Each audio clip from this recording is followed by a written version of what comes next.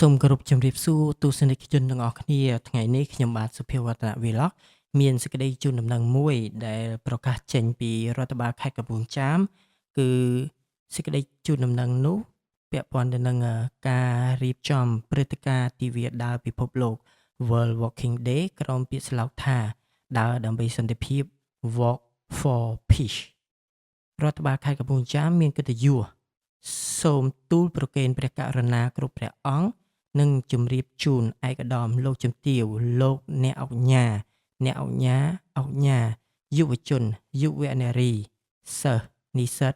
បងប្អូនប្រជាពលរដ្ឋខេត្តកំពង់ចាមទាំងអស់មេត្តាជ្រាបថានៅថ្ងៃទី5ខែតុលាឆ្នាំ2025រដ្ឋបាលខេត្តកំពង់ចាមបានសហការជាមួយនឹងក្រសួងទេសចរនិងក្រសួងអប់រំយុវជននិងកីឡានិងរៀបចំព្រឹត្តិការណ៍ទិវាដើរពិភពលោកក្រោមពាក្យស្លោកថាដើរដើម្បីសន្តិភាពពិធីនេះនឹងរៀបចំឡើងនៅវេលាម៉ោង 7:00 នាទីព្រឹករហូតដល់ម៉ោង 9:00 នាទីព្រឹកដោយដើរចេញពីវិមានឯករាជ្យខេត្តកំពង់ចាមនិងបន្តដំណើរឆ្ពោះទៅវេទិកាអុំទូកខេត្តកំពង់ចាមនិងត្រឡប់មកវិមានឯករាជ្យវិញមានរយៈចម្ងាយ4គីឡូម៉ែត្រកម្មវិធីនេះគឺប្រព្រឹត្តទៅដើម្បីរំលឹកគុណនិងដឹងគុណដល់រាជរដ្ឋាភិបាលកម្ពុជានិងវីរៈកងទ័ពជួរមុខដែលបានខិតខំប្រឹងប្រែងការពារបូរណភាពទឹកដីកម្ពុជា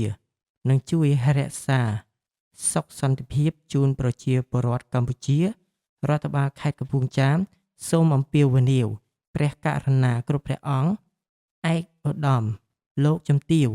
លោកអ្នកអង្គញាយុវជនយុវនារីសិស្សនិស្សិតនិងបងប្អូនប្រជាពលរដ្ឋខេត្តកំពង់ចាមគ្រប់វ័យគ្រប់និន្នាការគ្រប់វិស័យទាំងអស់និមន្តនិងអញ្ជើញចូលរួមក្នុងព្រឹត្តិការណ៍នេះឲ្យបានច្រើនកុះកររដ្ឋបាលខេត្តកំពង់ចាមមានជំនឿយ៉ាងមុតមមចំពោះស្មារតីនិមន្តចូលរួមរបស់ព្រះករុណាគ្រប់ព្រះអង្គនិងអញ្ជើញចូលរួម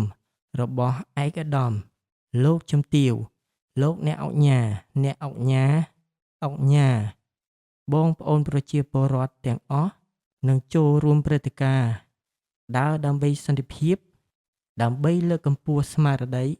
និងថែរក្សាសន្តិភាពនៅកម្ពុជានិងនៅក្នុងសកលលោកទាំងមូលឲ្យបានច្រើនកុះករជាចុងក្រោយនៃវីដេអូខ្ញុំបាទសុភាវឌ្ឍនវិលកសូមអរគុណនិងសូមគោរពលា